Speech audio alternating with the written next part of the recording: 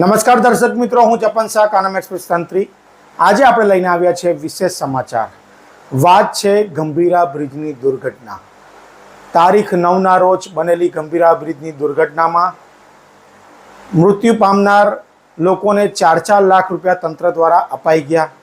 જાણે કામ પતી ગયું હોય તેવી પરિસ્થિતિ સર્જાઈ. તંત્ર એવી તો કેટલી ભૂલો કરે કે દિવાલ પણ ચડાઈ જાય અને સાધનો ભૂલી જાય. એવી જ એક ઘટના સામે આવી છે. સોશિયલ મીડિયામાં હાલ એક વિડીયો ખૂબ વાયરલ થઈ રહ્યો છે. ગંભીરા બ્રિજ પર લટકતું એક ટ્રક જે હજી સુધી તંત્ર દ્વારા કાઢવામાં નથી આવ્યું, જેના કારણે ડ્રાઈવર અને માલિક એ પોતે લાખો રૂપિયાનું ટ્રક તેઓને પરત મળે તે માટે તંત્ર પાસે માંગ કરી રહ્યા છે. શું આટલા બધા દિવસ થયા બાદ પણ હજી સુધી તંત્રને આ ટ્રક બહાર કાઢવાની સૂઝ પડતી નથી?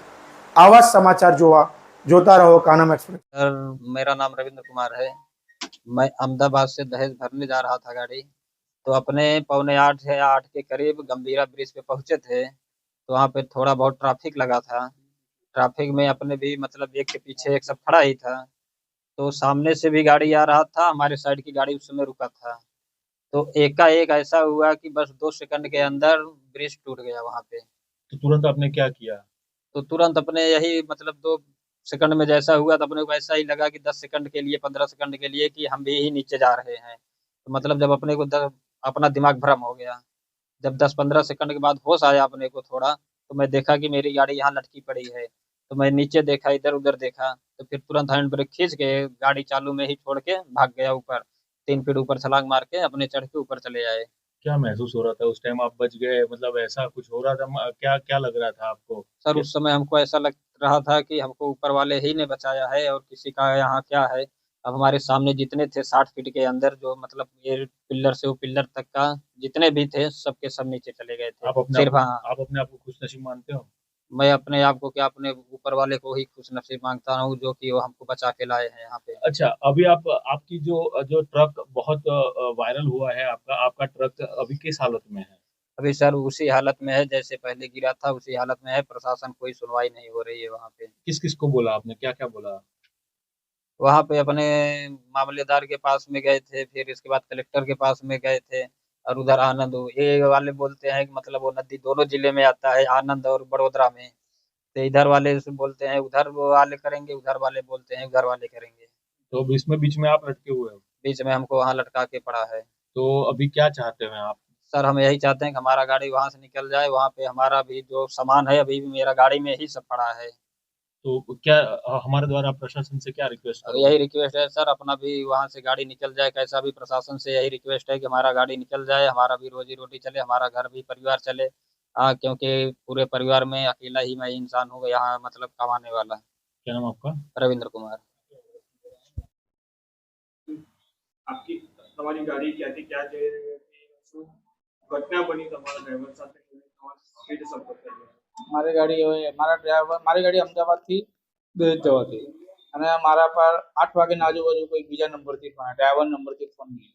એ ડ્રાઈવર જ મને ફોન કર્યું, બીજા નંબરથી ફોન કર્યો કે ગાડી નદી में गिर रही है, वीडियो कॉल करो. હું કે વિડીયો કોલ હું નહીં કરું, તું બચ ગયા ને પછી જોઈશ. હવે પાછો એ 15 મિનિટ પછી એ નંબર પર ફોન લગાવ્યો તો બીજા ભાઈ હતો, એ કહે કે તમારી ગાડી લટકેલી મેં, ડ્રાઈવર તમારો સેફ છે. મને થોડુંક સારું લાગ્યું, ડ્રાઈવર છે કે ગાડી જે છે તો છે. પછી હું ત્યાંથી નીકળ્યો અને તે ગંભીરા બ્રિજ જતા મને 2-2:30 વાગી ગયા, લગભગ 1-1:30 વાગે. એક્ઝેક્ટ ટાઈમ મને ખ્યાલમાં નહીં. પહોંચ્યા પછી પ્રશાસનને પરમિશન લઈને ગાડી પાસે ગયા. મને અંદર જવા દીધા એ લોકો કે તમારી ગાડી છે જોઈ નાખો. પેપર લઈને ગયા હતા ગાડી. અંદર જઈને જોઈને આવ્યો. પછી સાહેબ મને એવું કીધું કે તમે જાઓ, હજુ નીચેને બધા માણસો પડી ગયા છે, નીચે રેસ્ક્યુ પતી જાય પછી તમારી ગાડીને કંઈ કરવું, એવું મને તસલ્લી આવે. એટલે હું આખો દિવસ 2 દિવસ ત્યાં રોકાયા હતા.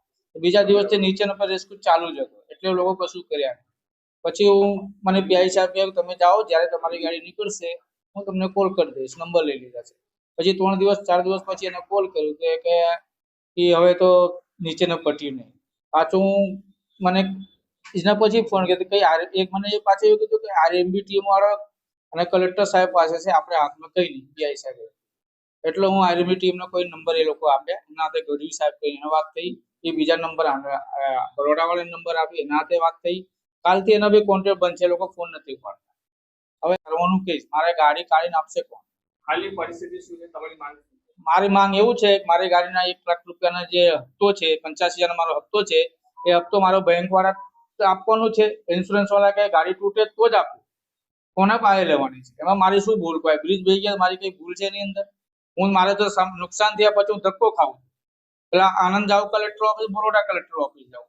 પ્રશાસન પાસે શું માંગ? પ્રશાસન પાસે મારે એવું માંગ છે મારી ગાડી જે હાલમાં છે કાઢીને આપી દે, ને જે હોય તો પછી ભાંગી જાય એ કાઢવાનો પ્રયાસ કરે, નીકળી જાય તો નીકળી જાય, ગીરે તો ગીરે, પછી ગીરી જાય તો મારો વીમાનો પકાવું એ મારું કમ્પ્લીટ છે.